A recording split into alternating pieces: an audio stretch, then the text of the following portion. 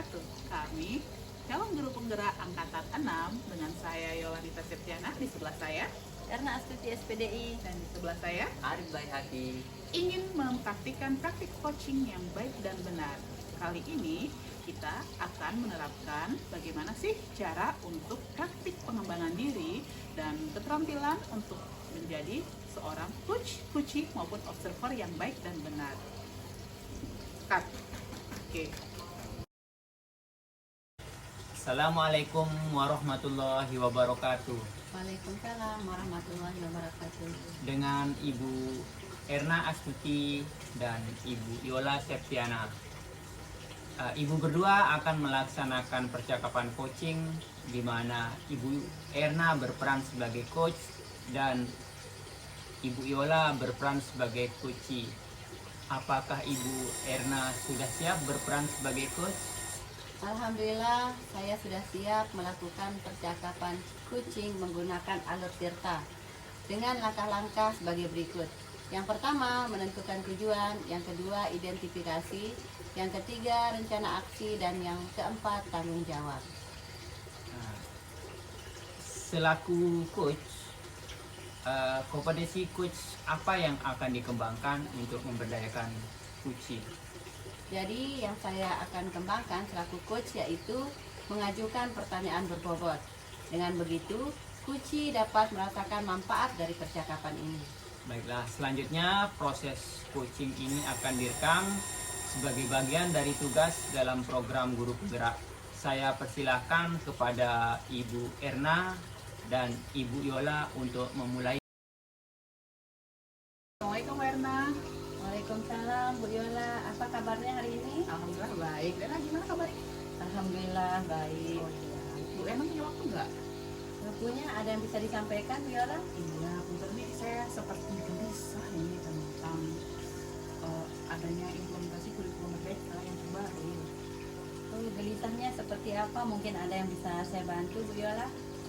Ini biasa karena kurikulum baru jadinya saya agak sedikit tersendat-sendat untuk melakukan pembelajaran. Awalnya sih saya mengira merdeka belajar itu bebas seperti apa yang anak-anak inginkan. Ternyata yang diinginkan itu sekarang berbeda. Oh, jadi apa yang menjadi topik pembicaraan kita hari ini Bu Yola? Yang jadi topik pembicaraan kita hari ini bagaimana cara menerapkan implementasi kurikulum merdeka itu secara baik dan benar.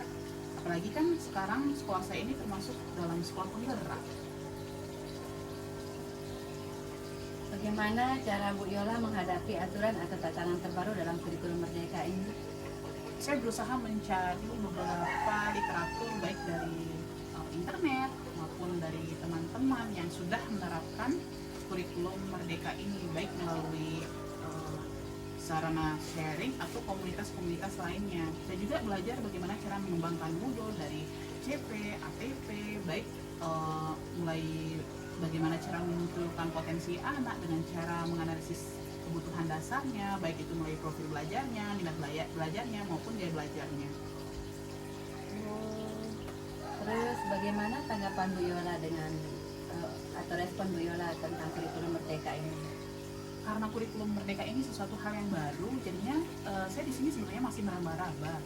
Tapi semakin adanya motivasi setelah saya mengikuti guru penggerak ini, saya merasa bahwa kurikulum merdeka itu sebenarnya di mana kita harus menggali potensi yang dimiliki oleh anak, sehingga apapun yang menjadi kendala itu bukan suatu hambatan, tapi menjadi suatu keyakinan bahwa anak-anak yang memiliki potensi itu bisa kita tuntun ke arah yang benar supaya mampu diciptakan desain pembelajaran yang aman, nyaman, dan menyenangkan.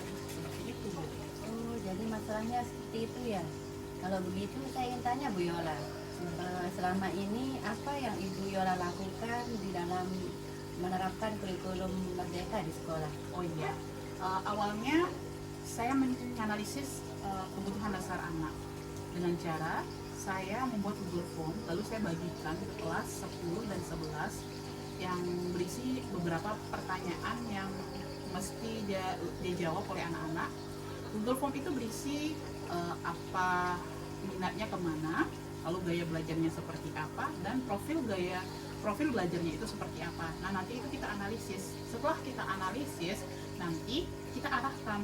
Sebelum kita membuat modul ajar itu, lalu kita analisis apakah kita terapkan model belajar ini sesuai nggak sesuai dengan potensi anak, lalu produk atau konten sama proses belajarnya sesuai nggak sama analisis kebutuhan dasar mereka, seperti itu, Bu.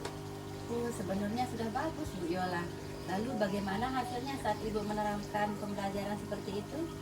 Memang hasilnya cukup luar biasa karena di sini ada beberapa feedback. Karena setelah kita melakukan pembelajaran itu, kita selalu mengadakan refleksi, Bu. Di mana refleksi itu sebenarnya itu kita mengetahui kelebihan dan kekurangan yang telah kita lakukan setelah melakukan pembelajaran itu. Nah, refleksi yang kita dapatkan itu biasanya itu apabila memungkinkan kita langsung merefleksi setelah kita melaksanakan kesimpulan belajar. Jika tidak memungkinkan, refleksi saya bagikan berupa Google Form yang bisa mereka jawab di rumah. Refleksi biasanya berupa pembelajaran yang seperti semula tapi dengan rancangan yang berbeda. Mungkin nanti ditambahkan beberapa proses pembelajaran yang berbeda dengan hasil produk yang berbeda, seperti itu, Bu. Dari apa yang sudah Bu Yola sampaikan, kira-kira apa rencana Ibu Yola ke depannya? Misalnya tujuan jangka pendek, bagaimana tujuan jangka menengahnya, dan juga bagaimana tujuan jangka panjangnya? Sebenarnya yang harus saya tingkatkan di sini adalah bagaimana cara mengembangkan modul ajar. Karena di sini kan sekarang tantangan kita di program sekolah penggerak ini adalah kita harus menerapkan P5, pengembangan penguatan profil belajar Pancasila. Nah, di sini itu nanti selain anak mendapatkan pembelajaran biasa, dan anak juga di sini harus mendapatkan program P5 itu, di mana nanti program P5 itu ada tema 1 tentang gaya hidup berkelanjutan, tema kedua itu berhubungan dengan kewirausahaan, tema ketiga itu berhubungan dengan untuk pencegahan bullying. Nah, jadi di sini itu sebenarnya sesuatu hal yang baru, tapi kita berusaha untuk bagaimana caranya supaya anak-anak ini mampu seperti apa yang diharapkan oleh Ki Hajar Dewantara, di mana anak itu diamong, dituntun ke arah yang benar supaya mereka mendapatkan kebahagiaan yang sebenarnya, seperti itu, Bu. Oh, bagus ya. Lalu apakah ada hal lain yang akan Bu Yola lakukan selain yang tadi? Seperti biasa, pasti kita memiliki tujuan jangka pendek, menengah, dan panjang. Nah, di sini saya tetap akan mendesain pembelajaran yang dimana saya mampu memunculkan potensi-potensi yang dimiliki oleh anak. Karena banyak sekali sekarang kita berpikiran bahwa mereka belajar itu adalah bebas, padahal mereka belajar itu adalah bebas menemukan konsep belajarnya sendiri untuk diberikan suatu makna belajar tersendiri bagi anak itu loh maksudnya mereka belajar. Apakah ada rencana selanjutnya untuk menciptakan pembelajaran yang menyenangkan di sekolah? Pasti ada, karena hasil refleksi yang telah kita lakukan nanti akan dikembangkan kembali untuk menjadi suatu tambahan untuk program belajar selanjutnya. Misalnya dari sebelumnya kita selalu belajar di dalam kelas, nah sekarang kita akan mulai pembelajaran di luar kelas, seperti itu, Bu. Langkah yang Ibu Yola ambil sudah tepat sekali ya. Jadi saya setuju dengan ide-ide dan pendapat Bu Yola tadi. Terima kasih, Bu. Mungkin apakah ada solusi lain yang Ibu tawarkan atau bagaimana, atau Ibu setuju dengan pendapat apa yang telah saya katakan tadi? Saya setuju sekali dengan ide-ide dan pendapat Bu Yola. Mudah-mudahan bisa diterapkan di sekolah kita dengan baik dan siswa bisa melaksanakan pembelajaran yang menyenangkan dan menarik serta inovatif. Jadi apa yang akan Bu Yola lakukan setelah sesi ini dari alternatif-alternatif yang tadi Bu Yola jelaskan? Yang mesti saya lakukan adalah bagaimana cara memperkaya hasanah pengetahuan untuk mengembangkan modul ajar seperti yang saya katakan tadi. Terus sharing bersama komunitas-komunitas sekolah penggerak lainnya yang sudah menerapkan kurikulum Merdeka, serta langsung menerapkannya kepada pembelajaran. Sebenarnya intinya di sini itu adalah bagaimana action kita, do yang dilakukan oleh guru untuk dapat memberikan makna pembelajaran itu supaya anak itu memahami bahwa merdeka belajar yang dimaksudkan di sini adalah bebas mereka menentukan bagaimana cara untuk mendapatkan suatu makna pembelajaran itu. Jadinya di sini sebenarnya kita tuh kembali kepada pembelajaran di tahun-tahun sebelumnya, bahwa di sini itu kita dituntut untuk melaksanakan pembelajaran yang bersifat aktif, student center, di mana siswa diminta aktif untuk melakukan pembelajaran, sedangkan untuk kita guru hanya sebagai fasilitator. Di sana tugas kita observasi, lalu memfasilitasi anak-anak dalam diskusi kecil sehingga anak-anak itu mampu mengkomunikasikan apa yang telah didapatkan dalam kelompok kecilnya itu untuk dapat dipresentasikan di depan teman-temannya, seperti itu, Bu. Terus bagaimana Bu Yola memastikan hal ini bisa berjalan dengan baik? Pastinya kita setiap 1 bulan sekali itu selalu melaksanakan refleksi pembelajaran. Nah, di sana ada rentang dari 10-30%. Kita biasanya dipastikan ada sejenis coaching lagi atau supervisi yang akan diberikan feedback atau umpan balik dari wakil kurikulum maupun kepala sekolah untuk memastikan bahwa pembelajaran yang kita lakukan ini sudah sesuai dengan apa yang diharapkan, atau nanti ketika hasil pembelajaran kita di bawah 70%, apa yang perlu ditingkatkan, seperti itu. Terus siapa saja yang dimintai dukungan atas kegiatan ini? Pastinya ekosistem pendidikan yang ada di sekolah itu, warga sekolah wajib ikut serta dalam mendukung kegiatan program belajar ini. Misalnya ketika kita melaksanakan pembelajaran seperti pembelajaran yang aktif menyenangkan, bagaimana cara kita menggugah selera atau minat belajar anak itu supaya mereka tidak bosan belajar di dalam ruang kelas. Misalnya kalau di luar kelas, otomatis di sana yang ikut terlibat adalah pihak-pihak selain guru, misalnya pegawai ataupun dari tugas keamanan di sana, supaya menjaga keamanan pada saat pembelajaran itu berlangsung. Jadinya di sini dalam kurikulum Merdeka Belajar ini yang saya ketahui setelah mengikuti beberapa bulan ini, anak-anak itu cenderung happy karena anak-anak itu tidak dipaksa untuk mendapatkan suatu pembelajaran, melainkan mereka memunculkan potensi yang mereka miliki untuk dapat mereka komunikasikan kepada teman-teman lainnya, seperti itu, Bu. Ya, dari perbincangan kita tadi, kira-kira apa yang bisa disimpulkan dari sesi ini? Yang saya bisa simpulkan, ternyata langkah yang tepat yang dilakukan oleh guru-guru yang telah melaksanakan atau mengimplementasikan sekolah penggerak ataupun Merdeka Belajar ini adalah guru itu dituntut untuk menuntun anak-anak untuk menjadi seorang pribadi yang mandiri, aktif, sehingga mampu memberikan suatu potensi yang benar-benar sesuai dengan passion yang dia miliki, seperti itu, Bu. Jadinya di sini kita hanya bertugas sebagai among, menuntun mereka. Jadi kita tidak memberikan sejenis ini, misalnya kamu maunya apa, oh iya aku mau makan, oh ini makan, tidak. Jadi kita tuntun mereka supaya bagaimana sih cara anak supaya mendapatkan makanan itu, seperti itu, Bu, yang saya rasakan ketika mengimplementasikan kurikulum Merdeka ini. Saya setuju sekali dengan pendapat dan ide-ide dari Bu Yola. Ada lagi yang bisa dibantu, Bu Yola? Mungkin itu saja kegelisahan yang sudah saya ungkapkan. Sekiranya nanti kalau saya memiliki permasalahan lainnya mengenai pembelajaran ini, mungkin saya bisa sampaikan langsung berupa curhatan ke Bu Erna, seperti itu ya. Dengan senang hati tunggu ya curhatannya. Terima kasih. Iya, sama-sama. Assalamualaikum, Bu Yola. Waalaikumsalam.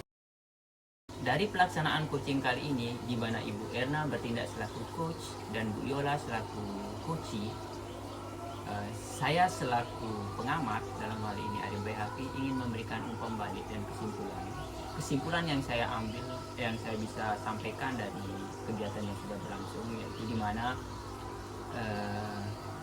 alur Tirta sudah digunakan di dalam proses coachingnya, di mana tujuan umum, kemudian bagaimana coach mengidentifikasi masalah, kemudian rencana aksi seperti apa, dan tanggung jawab itu sudah dilaksanakan dengan sangat baik. Coach dan coachee itu telah melaksanakan Assalamualaikum Pak Arif, selamat siang. Waalaikumsalam warahmatullahi wabarakatuh. Selamat siang juga Bu Erna. Tumben ini Bu Erna. Ya gimana kabarnya Pak Arif? Alhamdulillah sehat juga ini. Gini Pak, sebenarnya alhamdulillah kita ketemu hari ini ya. Iya.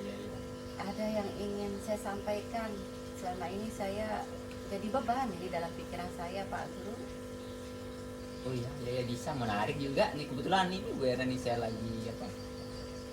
lagi ada waktu luang. Nah, jadi tidak masalah kita ngobrol. Kemudian lama juga nggak ketemu sama Bu Erna ya. Jadi agenda pembicaraan kita kira-kira seperti apa itu Bu Erna ya? Begini Pak Arif, saya sedikit gelisah ini mengenai siswa saya. Jadi agendanya ini mengenai proses belajar mengajar saya di sekolah di SDN Padasan Keres. Ada siswa saya namanya Roni. Awalnya Roni ini nilainya sangat bagus di kelas 4.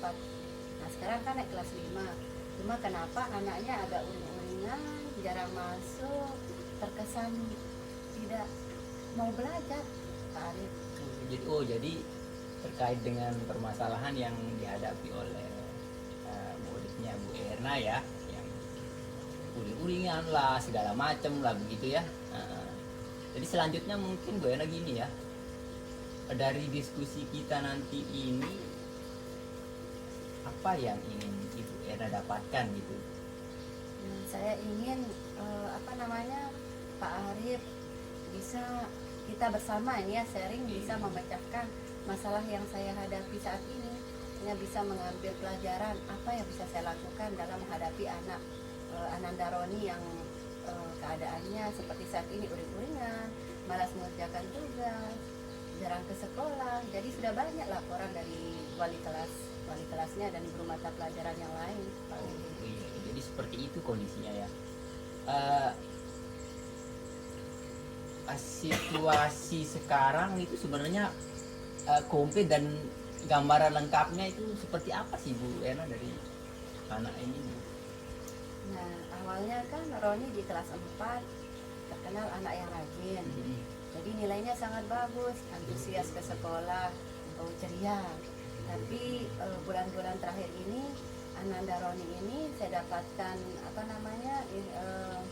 masukan dari teman-teman guru. Jadi cerita dari teman-teman guru bahwa Ananda Roni ini sudah beberapa minggu tidak masuk sekolah. Terus nilainya juga agak turun karena jarang mengerjakan tugas.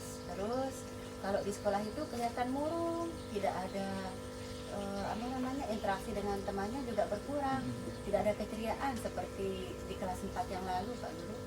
Jadi seperti itu gambar lengkap situasi yang dialami oleh si Roni tadi Bu Erna ya. Jadi dari pengetahuan Bu Erna ya, apa yang mempengaruhi hal itu sehingga terjadi pada Roni tadi?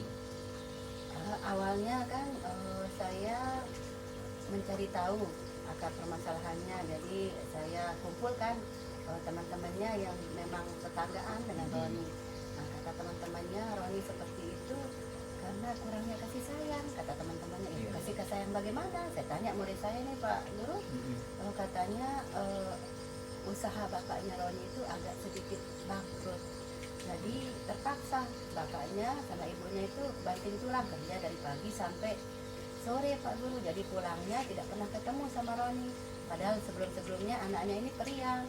Pertama Pak, dia mendapatkan cukup kasih sayang dari orang tuanya. Orang tuanya juga selalu membimbing ketika ada pelajaran, ada PR di sekolah. Nah, tapi saat-saat ini Roni tidak mendapatkan hal itu Pak Guru. Nah, ini identifikasi masalah yang saya dapatkan dari temannya si Roni yang dekat rumahnya. Oh iya, jadi banyak hal ya yang mempengaruhi si Roni itu sampai seperti itu Bu Erna ya. Nah, lalu sekarang situasi seperti apa yang Ibu inginkan setelah kita melihat mungkin Bu Erna mengetahui kondisi Roni itu seperti itu? Saya menginginkan Roni ini kembali ceria seperti dulu, walaupun mungkin banyak masalah yang dihadapi di keluarganya, tapi saya inginkan bangkit semangatnya untuk belajar, tidak malas-malasan lagi, dan semoga nilainya ya kalau tidak meningkat istilahnya sama ada seperti dulu Pak Guru. Jadi ada peningkatan ya Bu Ena ya dari beberapa aspek itu. Terus kalau bagaimana menurut pendapat Bu Erna gitu ya, atau apa yang bisa membuat apa kriteria-kriteria yang Ibu Erna inginkan itu bisa terwujud? Yang pertama, mungkin saya akan koordinasi dengan kepala sekolah. Nanti akan saya sampaikan permasalahan yang dihadapi sama Ananda Roni.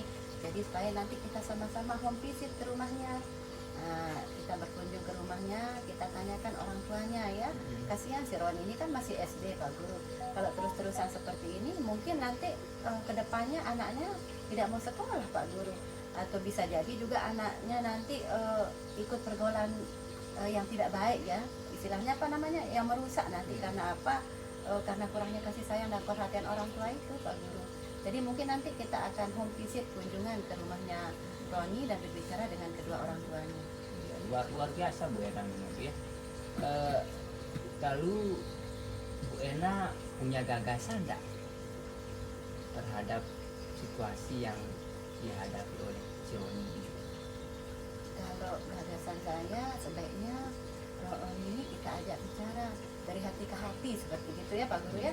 Dari hati ke hati kita tanya permasalahan yang dia hadapi, terus istilahnya kita berikan dia perhatian lebih karena kurangnya kasih sayang dari kedua orang tuanya mungkin ya Pak Guru. Jadi dari kita sebagai gurunya supaya dia menganggap kita itu sebagai orang tua kedua lah di sekolah. Jadi ya dia bisa terbuka, dia bisa apa namanya permasalahannya itu yang dihadapi itu kita pecahkan bersama. Nah, supaya Ananda Roni ini jadi lebih giat lagi belajar seperti yang lalu-lalu Pak Guru.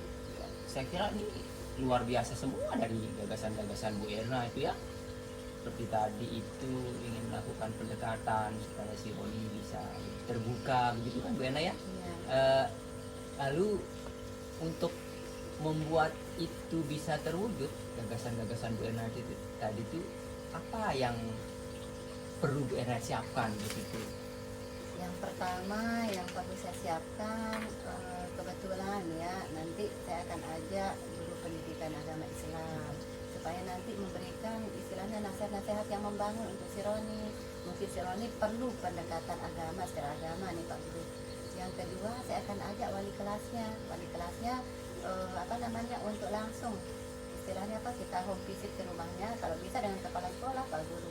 Kita tanyakan langsung ke orang tuanya permasalahan ini supaya apa si Roni benar-benar mendapatkan perhatian juga dari kedua orang tuanya. Kasihan kan si Roni dari kelas 1 sampai kelas 4 itu luar biasa nilainya sangat bagus, selalu mendapatkan peringkat kelas. Nah sekarang dengan masalah yang sepele menurut kita Pak Guru ya, tapi dampaknya luar biasa. Roni tidak mau sekolah, sering tidak mau mengerjakan tugas, terlebih juga Roni kurang ceria, murung terus di sekolah walaupun diajak bermain sama teman-temannya. Iya, luar biasa ini kesiapan Bu Erna untuk menghadapi masalah ini kan. Kemudian dari Bu Erna sendiri dari kesiapan itu menurut Bu Erna apa yang bisa memastikan bahwa hal itu bisa berjalan? Nah insya Allah kemarin saya sudah minta nomor HP orang tuanya Roni kepada dari teman-temannya yang dekat rumahnya.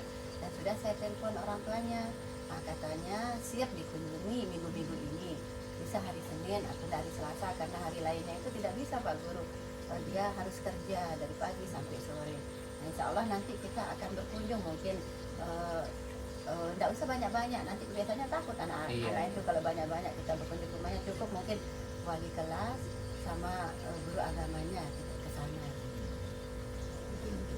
Selanjutnya mungkin Bu Erna ya mungkin Bu Erna punya kriteria gitu. Kriteria yang diinginkan oleh Bu Erna itu semacam apa itu?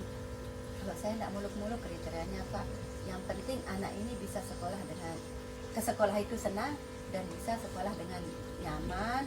Terus kalau sudah nyaman sekolahnya, senang ke sekolah, insya Allah kan nilainya nanti akan naik lagi seperti itu, akan seperti biasa ceria lagi juga anaknya. Iya, jadi inginnya Bu Erna itu si Roni ini ceria, senang gitu ya.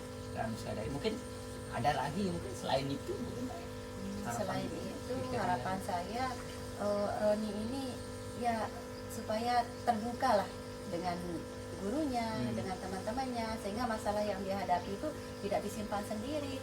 Nah seperti ini kan jadinya Pak Guru murung, terus tidak mau bergaul sama teman-temannya, sedikit kurang lebihnya juga anaknya ini kalau diajak ngomong sama temannya kayaknya perhatiannya entah kemana gitu, tidak fokus Pak Guru.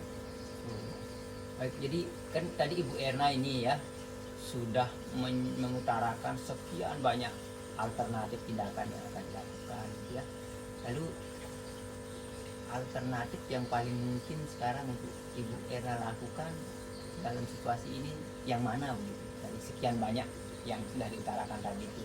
Kalau saya sih pendekatan dulu kepadanya, pendekatan secara pribadi dari hati ke hati.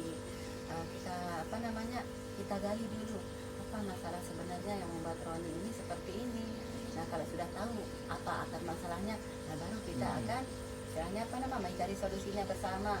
Misalnya dari kedua orang tuanya mungkin yang kurang perhatian, nah nanti kan kita ada kunjungan ke rumahnya Pak Guru, kita sampaikan kepada orang tuanya.